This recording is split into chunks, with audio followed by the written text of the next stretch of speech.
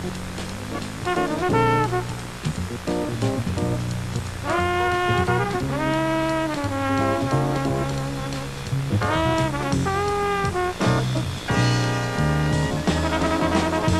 manager.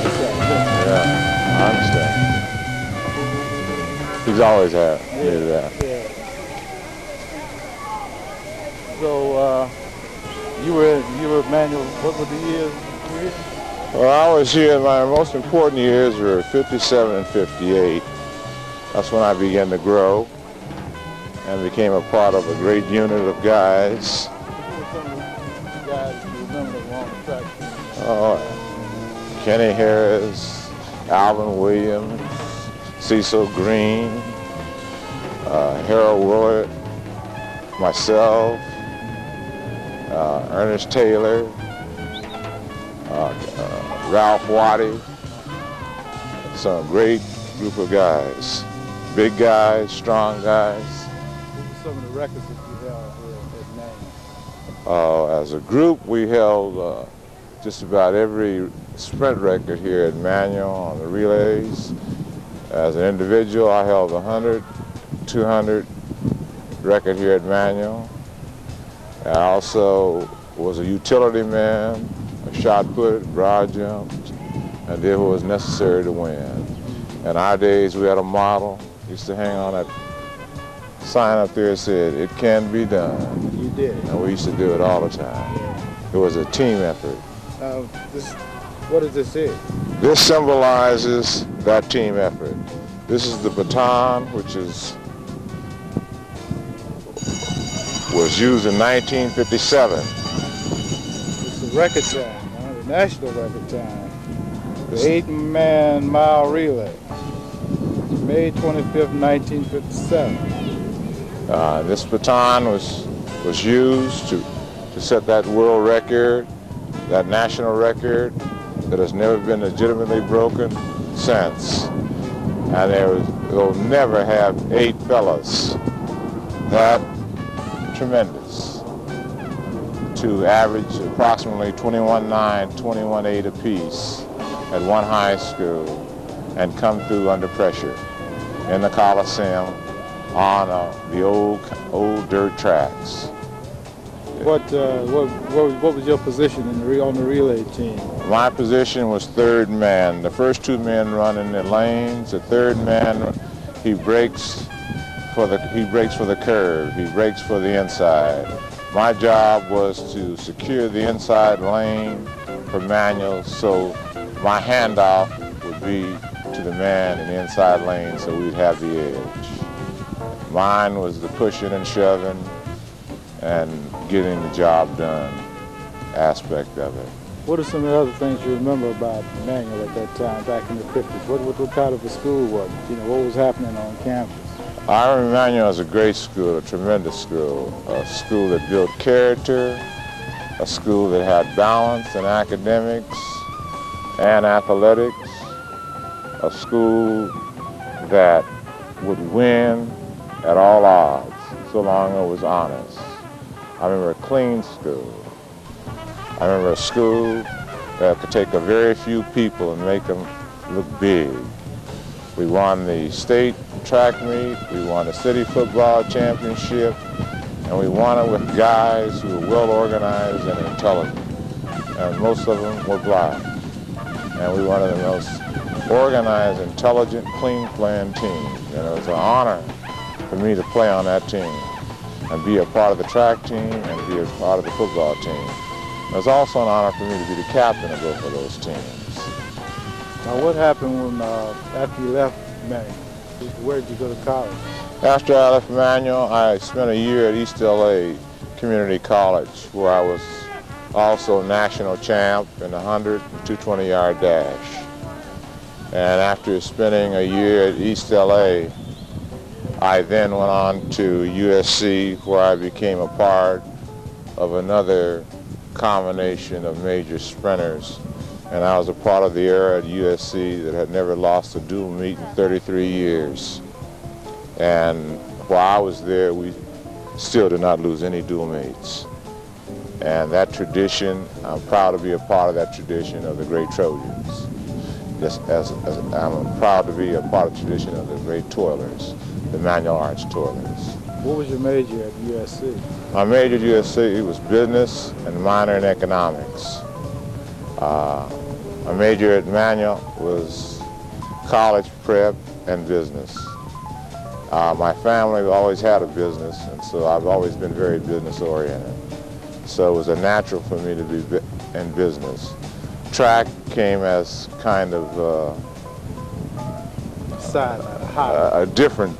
I'm the only person in my family that ever ran track, and it came as a surprise.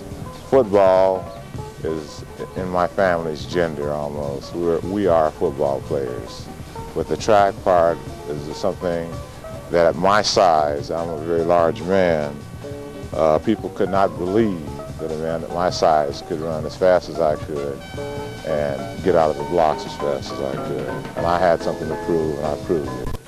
So let's talk a little bit about USC. You know, you mentioned that from Manual you came to USC. What were the years like here at USC? The years here at USC were a different kind of years for me. It was a year of integration. It was a year when USC made a major move to integrate this university. I was fortunate enough, or unfortunate enough, to be one of those chosen to come and integrate this school. And I consider that an honor and a privilege. I was orientated properly by the alumni, and as the Tommy Trojans say, be faithful, scholarly, skillful, courageous, and ambitious. And they say the air around Tommy Trojan smells a little different. It does smell fresh today. And this is the inspiration of the school. This is the model of the school. And this is what we fight for. And this represents the greatness of the university. This simple trophy right here. Tell me a little bit about two different areas. Tell me about your track years here and also about the academic years here at USC. What was it like? Well, first I'd like to get into the academics. Many of my professors in the days that I was here had never had black students before. That was an experience for me to encounter professors who had never had black students and be in the School of Business, which is one of the toughest schools on campus, and compete against the students. And that was a strong aspect. To play football here with the great McKeevers and many great pros, and to start the era with John McKay, the Tampa Bay Buccaneers, that started the great string of victories in national championship. We were the foundation team, and we were an integrated team, the foundation team, and it's an honor for me to be a part of that group. Did you by any chance play football here, or you was on the No, I played football here. I played free safety and wide receiver here, and I played free safety. I enjoyed free safety. I was the last man responsible, and it's like running the 100-yard dash. You by yourself. The buck stops here. The buck stops here, just like the business school. The buck stops with the business school, and the buck stops with the football field, and the buck stops on the track field. And that's what makes a Trojan tough, when he knows where the buck stops. Well, once we leave here, I think we'll go over to the Coliseum and we'll just take a look around and talk a little bit about some of the events that you participated in over at the Coliseum. I think that's a good idea, Mr. Hambrick.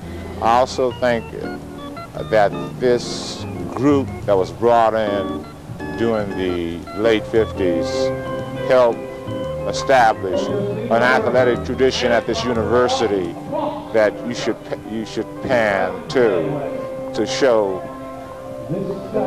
how it was built. Yeah, I think that the record will show that USC does have a strong black athletic history here. Definitely, sure. Along with Charlie Dumas, who won the Olympic Games, Bobby Staten, William Jackson.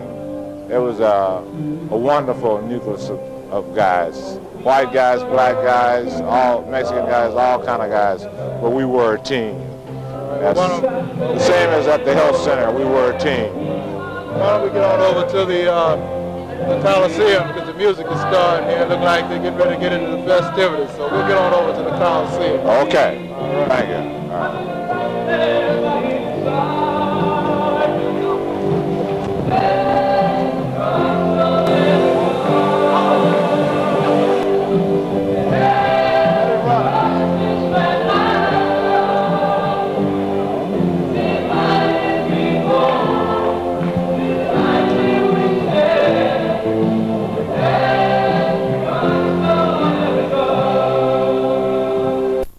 Jim, we're here at the Dome. Let's talk a little bit about the housing at USC. What was it like back in the late 70s, 50s or the Late 50s, early 60s, Hal. This is Stonia Hall. All the dorms in those days kept academic averages. This is one of the dorms with one of the highest academic averages. And after you finish your first year, you have a choice of moving to different kind of dorms. And I chose this dorm because it was centrally located in the campus. It had a good reputation, and it had a good house father to run this dorm. And it was a very good place to live. I made a lot of friendships here in this dorm, friends that are still mine. It was like almost like a fraternity. We were so close. And we were like the first major black group to move in this dorm also. How long did you live here? Oh, looks like forever. This is kind of like part of home to me. At the present time, my wife works in the same building.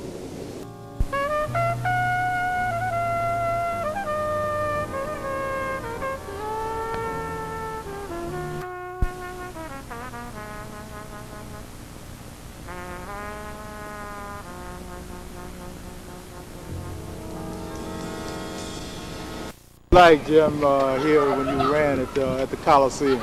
Hal, this was one of the fulfillments of one of my greatest dreams, to run the Coliseum. I grew up 3 blocks from the Coliseum, and I always dreamed from a little kid to be able to run in the Coliseum. And I achieved that dream. And it was a dream, and I worked at it all my life to get here. Jim, here we are at the mothership where it all started. What was then known as South Central Multi-Purpose Health Services Center. You had an instrumental role in the development of the facility. Why don't you tell us a little bit about your involvement when you first came to Watts, what organization you first started working with, and some of the problems that you were confronted with in the departments that you worked in. You worked in what, community services in the beginning, or what was your first job and the whole story? Well, Hal, I worked in community services until I became the director of community services. But my first job was as community organizer of the Watts Health Center. And it was the most undesirable job in the facility, because it was considered the most dangerous job. And the main headquarters for the health center was located in the Hoffman building off of USC's campus on, I think, 3737 South Grand. And I had a little office right across the street as an experimental base to see whether or not we would weather the storm and whether one day there'd be a health center, because we had to please Washington, we had to please the community, and we had to see whether we could survive. And I was put out here to see whether or not we could survive. I started out alone, and then I hired a secretary from Watts and Jordan High School, and then I hired me an assistant, and from there we began to scratch the earth of Watts and get to know the people of Watts. And really the beginning is not this building, not the structure. The beginning is across the street in a little small trailer. That was the beginning of the Watts Health Center. That's where I met Mr. Tony Rushing. That's where I met many of the founders of the Sons of Watts. That's where I met members of this community who came to find out what we were about. Who were some of the folk you met that you can recall of meeting when you first came to the community? Oh, I tell you, Pick up who some of the folk that you remember meeting when you first came to Watts? Oh, I met a variety of people. I met tough people, I met nice people, I met old people, I met young people, I met good people, I met bad people. I had to take on everything. But it's not just meeting people.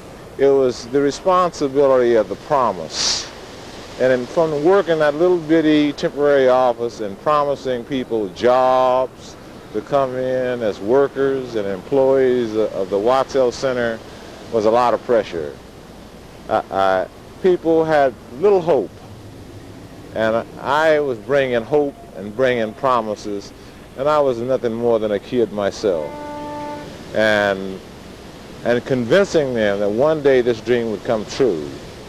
And when that dream did come true, that was a fulfillment for myself, and I think a fulfillment for this community. Who were some of the folk that were some of the, well, I guess members of the administration at the time?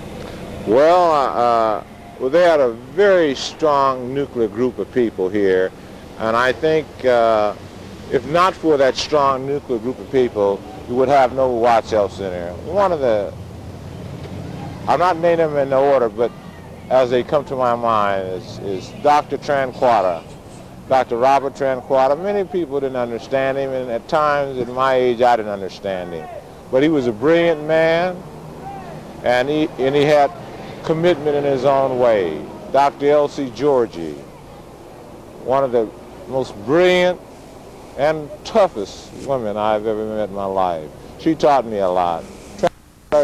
Georgie taught me a lot. Mr. Joseph Williams, he was a social worker. He was the original group of 5. And he did his job. He got anything that could be achieved through talking. He was a very smooth talker. And then we had Mr. Charles Hall, who was our administrator at the time, and he did his job the best he could. But I would say the key people in those days that I learned from was Dr. Tranquatta, Dr. Georgie, and Joseph Williams. I learned the most. And that was a very exciting thing. And to get Dr. Georgie, Dr. Tranquatta, and myself and Joe Williams in a room was something else. And we had to make plans for the Watts Health Center in those days. And that was very, very difficult. And I was the only person willing to come out to Watts and set up an office at the time. There was 5 of us. I chose to be it. Many medical experts, including, I think, Milton Romer at UCLA, said it was possible to get a representative board in Watts that could sustain and hold that everybody would respect. And that was my major challenge. Let's talk a little bit about the process of putting together a board and also an innovative concept that was introduced here with the family health workers. What we call them?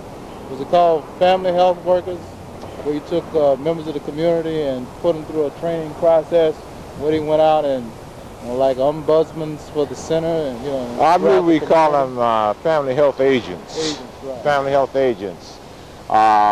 This is one of the ways that we can really reach out and make a lot of the community members sort of peer professionals, where they would relieve the doctors and add a human touch to medical care. And this is a part of the original OEO concept. And through this method, many people were affected. We did not just have one class of family health agents, we had more than one class of family health agents. And some of these people have turned over and went on to higher education. Some of them are still with the Watts Health Foundation, as it is called now. But it was an inroad into the system without having a degree, without going to prestigious college. it was a way to come in and be a part of the medical practice. And I think it had a great impact on medical practice. What about the board, you know, and putting together the first advisory board? I know that when the board first was composed, it was an advisory board, and it was through the University of Southern California. I think USC was the grantor. You know, you were involved with recruiting the first board members, I think. Tell us a little bit about some of the meetings and what all you had to go through to pull a board together. Well, one of the things that pulling the board together was trust. It was very hard, and even though I'm from Los Angeles and from basically South Central, I was not born and bred in Watts, and it was a matter of trust. And I had to do a lot of research in order to find out a correct method of selection, regionalization of Watts. I took Watts as a microcosm of a whole city, and I divided it up, and I looked at all the demographic data. Age, looked at everything. Looked at concentration of population, everything. And to put together a board that would represent this community, that anybody in this community could go to their representative if they had a gripe or if they had something they want to communicate to the health center, and it would be effectual and it would stand up. And I think as a witness to that success, we're talking today. What about what vehicles, devices did you use to communicate with the community? I know that you will start the Grapevine, which is a community paper that had a circulation, I think, of approximately 50,000 readers at one time. What brought that about? What caused you to move in the direction of a community paper being sponsored by a community organization? Well, Hal, that's an interesting question. At the time, as I said, I was much younger then, and I was always interested in communicating with the community.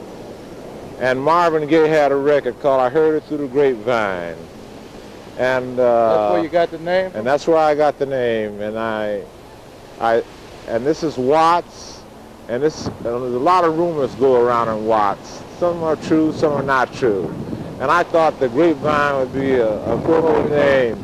So I did not name the Grapevine. Marvin Gaye named the Grapevine. Marvin was the one. Yeah, because I heard this song, and so I named it the Grapevine.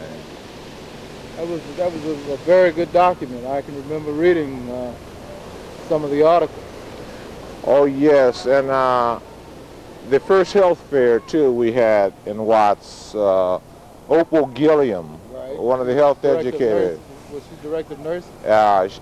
No, Opal Gilliam is a health educator, a very outstanding health educator, and a very good person. And me and her got together, and she and we put on a health fair. And I don't know how the idea germinated, but it started the first health fair, and the health fairs are still going on, and the other people are putting on health fairs. They started here in Watts. The child care center, now there's legislation that companies must have child care centers, and we had a child care center here before it was fashionable. Before it was fashionable. This is a small child care center. We had this hooked up with Dr. Gloria Powell, the wife of our later director, Dr. Rodney Powell. She came out and she helped design it and helped do some studies with us on this health center, on this child care center. And it was really run on a professional basis. This is the old outside of it. And inside, we had an inside child care center for younger children. This was for the patients when they brought the kids to the health center. They could leave the child at the child care center and go and see the doctors. Correct. And some staff members used it too, but mostly patients at that time use the child care center. We didn't discriminate between staff or patients, but most of them were patients. But it was a very innovative idea, many years ahead of its time. And Dr. Gloria Powell was one of the motivating factors in helping me and the rest of the staff put that together. You're right, because you know, the papers now are just full of articles on large corporations now placing child care centers in, you know, right on the job site where the employees can drop their kids off at work and then go on to work. And we're talking about a concept that has been at the Watts Health Foundation for what, at least 20 years? Yes, yes, correct. It's very interesting. Also, the food programs were very exciting to me. The breakfast program for the kids at school, when we initiated that under Helen Marioka. She came all the way from Hawaii to work on the staff here in community services. We recruited out of Hawaii, and Mr. Earl Williams we recruited from Africa. We had a staff that worked like a charm. It was really a good working staff, and we had innovative programs for the old folks who were sick and shut in. We had food, surplus food, and we had breakfasts for children. We had health education programs. Started the volunteer auxiliary during that time too. Was that with this Bertie L. Chew Moore? Did you have the volunteer program then, or did that start a little later? That started a little later. But we also had a health education program in the churches at the time, and that was exciting because the employee who ran that program ran it very well, and that was a very religious person. And in those days, the OEO allowed us enough flexibility where we could put somebody into the churches and run a health education program out of the churches. And that's an exciting concept too. Well, let's talk a little bit about what you refer to as the golden days or the golden age of South Central Multi-Purpose Health Services Corporation. You know, when everything was clicking, they had the team, and this was like the booster rocket that kind of launched the organization and hurled it into the next phase. What were the golden days like, or the golden age of South Central Multi-Purpose Health Services Center like? Well, Hal, it's kind of hard to state because it's kind of like a religion. It's kind of like a feeling you get. It's not something you can bottle or something you can take as a pill. It's something when good people come together for a good cause, and they're hard workers and they're talented, and they have a goal and they want to be the best. And we had a lot of people here in the Watts Health Center that wanted to be the best. And when they went to a meeting, you could feel an uplift. You wanted to be the best. You wanted to come to work because you were the best. And we had people from all over the world coming to this health center right here in Watts to see what we were doing. And it made me very, very proud to be a part of this golden age. Just a point in case is Dr. Clyde Oden came and during this golden age to add on to this. He was hard to recruit at the time. It was a magic that drew him here. It was a magic that drew Dr. Rodney Powell here. It was a magic that drew a lot of people here. After the initial stages, then people began to come, and they all had talent. And it was just a great feeling to be a part of that, knowing it could not last forever. But knowing that I have that as a part of my life makes me feel good and makes me feel it was worth it all. Let me ask you, if you had a chance to kind of peep into that glass, you know, that bubble, and look into the future a little bit, you know, what do you think, where do you think health here is going when you talk about HMOs? And you started out with this organization as a community organizer, and I think one of the salient, or one of the important points was that the community had to be involved, and we know today that there's a board that has community representation, in which I guess more than 50% of the board is made up of community representatives. How important is it to have the community involved in a community organization such as Watts Health Foundation? It's extremely important, because without a community board of directors, you really have nothing but another health facility. And the community board of directors brings a vision, brings a sight that maybe sometime I don't like, maybe sometime the doctors don't like, maybe sometime nobody likes, but it's a human vision to medical care. And the community board of directors, the Watts Health Center, evolved into, which I think, and it may be a prejudiced view on my part, to the best board of directors in the United States.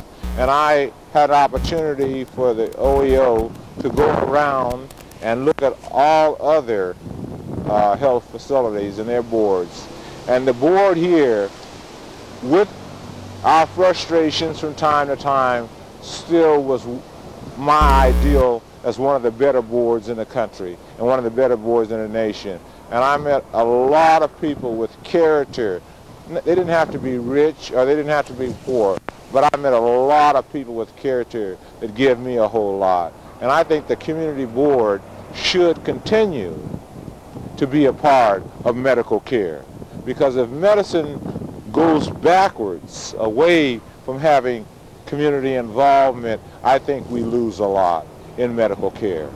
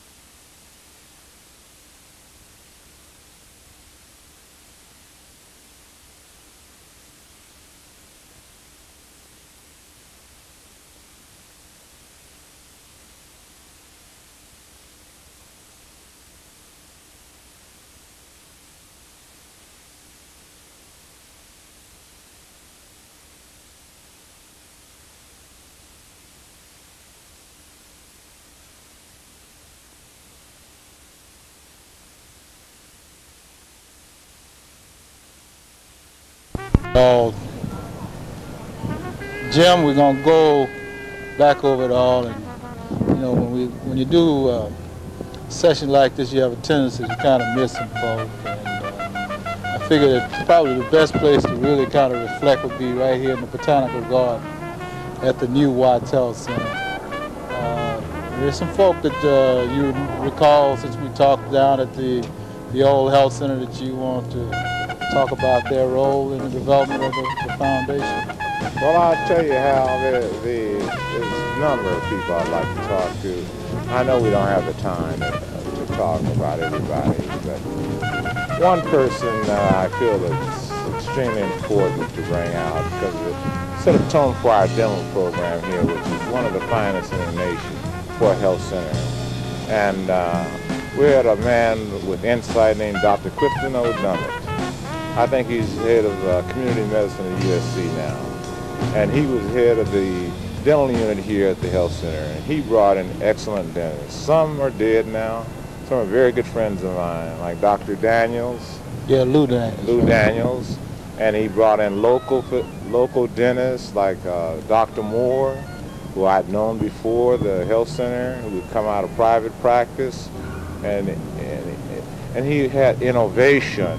And Dr. Dummett, even though he had his difference with myself and many members of the staff, was a man of ethics, and he's still a man of ethics. I think recently he just published a book on dental ethics. In fact, there was an article in the last week in the LA Times on really? Dr. Dummett and talking about the ethics in dentistry.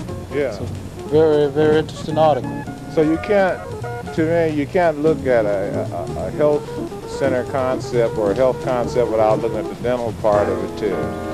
And the medical standards here has been spoken for by our presidents. The dental standards here was higher than the medical standards. And Dr. Dummett had a lot to do in shaping that.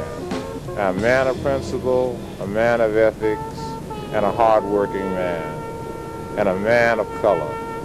And one thing I have to say, this was one of my most gratifying experiences to work with so many minority people, and especially black people, on a high intellectual level, for we getting a lot of things accomplished for the positive. A lot of people said that was impossible, that we couldn't handle this amount of money and come out positive, and we did. One of the fights was with our sponsors, USC. USC was good in its initiation of this program and starting the Watts Health Center. But like everything has a fine line, USC was also taking a large percentage of the overhead. And when the Watts Health Center became truly an independent health center is when we opened our own bank account and we start handling our own money. And writing our own checks. And writing our own checks, that's correct. And one of the chief persons here for accounting credibility was Mr. Donald Bahana. And he's a very intelligent gentleman. And I found that out one day. We had a debate at one of the board meetings. And I thought I was a very smart person now. And I think I left that meeting with a tie. He gave you a run for your money. Yes, and when I got home, my wife asked me, "How did you do? Did you tell him off?" And I had to tell her no. I think I tied. I hope I tied. I hope you at least came out in And from then on, me and Mr. Bahana became very close friends. And I respect that man's intelligence, and I respect his commitment. He did a lot for this center, and he gave us the fiscal base that we needed. And with organizers, with administrators, and with everybody, until minorities get a good, strong fiscal base and good, strong accountability, they're not recognized. And Donald Bahana's influence here stabilized a lot of methods at this health center. Let me ask you, during the time when you were training the family health agents, can you remember some of the family health agents that you saw that you thought had some promise? And you know, as you mentioned, you know, here we are 20 years later. You know, some of them are still here. Can you think of anybody that was in the group of family health agents that stood out? I can think of many of them that stood out. I mean, you can walk into the front door and see Maddie Scott. She stood out. I mean, Watts, it was never a place of a lack of talent. It was a place of a lack of opportunity. And I was fortunate enough to come from a home and circumstances that offered me substantial opportunity. And selecting the health agents was no difficult task. We did not have enough slots for the people. We had more talented people than we could hire.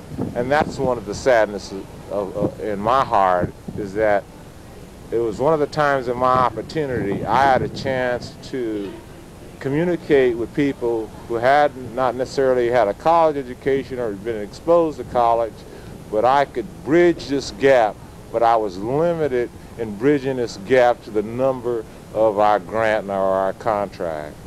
And it's just sad that we could not have continued this process and continued training paraprofessionals who could go into x-ray, who could go into nursing, who could get a taste of the medical field, because the medical field is always a growing field, as we're witnessing today, sitting here in this beautiful garden. Well, Jim, it's been a pleasure, and unless there is something else, in fact, there might be something else. Is there a message that you would like to pass on to the youth out there about getting involved, being an innovator, a mover, and somebody that brought about change? Sometimes I refer to myself as a change agent. Is there anything you'd like to say, to the kids, to the children out there about getting involved? Yes. One last thing I'd like to say, which probably had a strong involvement and a strong motivation in my role in the Watts Health Center. And my father taught me this. And he said, if we're not for ourselves, who will be for us? And when I came and I took this job, I was for us. And us mean this community. And so we're for ourselves, we're for this community, and this is a witness of what achievement can do. Anybody can do it, given the opportunity and given the right kinds of guidelines and instructions. Thank you, Jim. Thank you, Hal.